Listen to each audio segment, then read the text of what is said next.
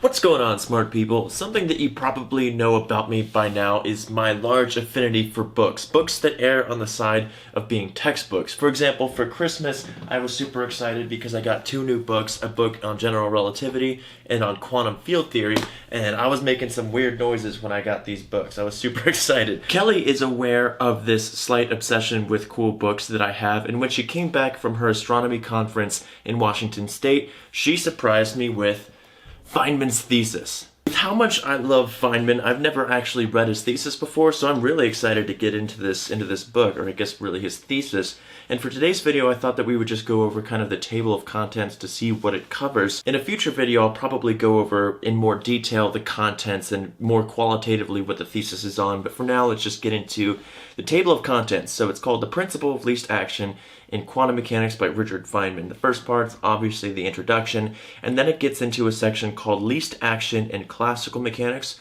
which I can only assume is a review of basic Lagrangian mechanics and classical mechanics, which is what most people are familiar with. So it goes over the concept of a functional, the principle of least action, conservation of energy, constants of the motion, and particles interacting through an intermediate oscillator.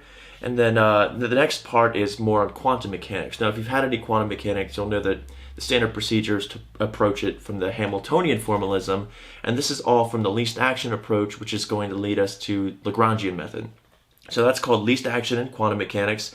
First part is Lagrangian in quantum mechanics, then the calculation of matrix elements in the language of a Lagrangian, then the equations of motion in Lagrangian form, translation to the ordinary notion of quantum mechanics, the generalization to any action function, conservation of energy, constants of motion, and the role of the wave function, transition probabilities, expectation values for observables, and the application to the forced harmonic oscillator, and lastly, particles interacting through an intermediate oscillator, and then it ends with the conclusion. Now that's a lot. That's a lot for one part, I think. So at its heart, this thesis lays out the groundwork for the path integral formalism of quantum mechanics. It plays a huge role in quantum field theory, especially for things like lattice quantum chromodynamics, which use it almost entirely.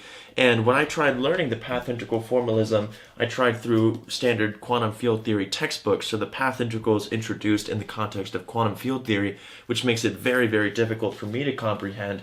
So I think this might be a good primer for learning path integrals from just a pure basic quantum mechanics perspective, as opposed to just jumping right into the path integral formalism of quantum field theory. So that's it. I'm excited to go through this thesis. If you could read one person's PhD dissertation, whose would it be and why? Let me know in the comments section, and I'll see you guys there.